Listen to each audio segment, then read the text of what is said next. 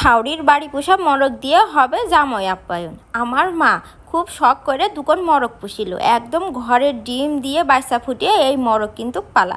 আমার মার কিন্তু ডিম ফুটানোর মেশিনও আছে। তো সেই মরকগুলো অনেক বড় বড় হয়েছে, এখন তার দুই জামাই নাতি ছেলে সবাই এসে তা আম্মু কাছে একটা মরক জবাই করবে। এই যে বড় আমার হাতে যে মরকটা দেখছো, এই মরকটা জবাই করবে।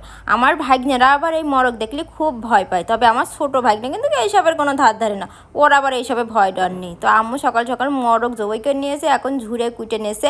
তার আগে আমি একটু ভাগ্যদের সাথে খেলাও করে নিয়েছি, এবার পুরানো হয়েছে। এই মরক রান্না করবে, সঙ্গে রান্না করবে গরুর গোশ আর পোলাও। আর আমার দুলো ভাই কিন্তু এইসব খাতেই একদম এক্সপার্ট। আর এই যে পুঁটিটা দেখছো না, এইটা নিয়ে কিন্তু আমার আর আমার দুলো ভাইয়ের মধ্যে মারামারি বাঁধবে, কারণ আমরা দুইজনাই এটা খাতে খুব পছন্দ করি। আর সত্যি কথা বলতে কি, আমার দুলো ভাইয়ের কিন্তু আমি দুলো ভাইকে ডাকি না, ভাইয়া বলে ডাকি। যেহেতু আমার কোনো বড় ভাই নেই, তাই আমি তাকে ভালোবেসে ভাইয়া বলে ডাকি।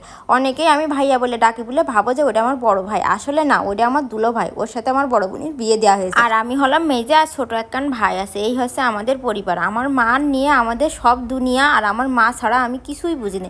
ছোটবেলা থেকে মার খুব নেওয়াটা মেয়ে হচ্ছে আমি।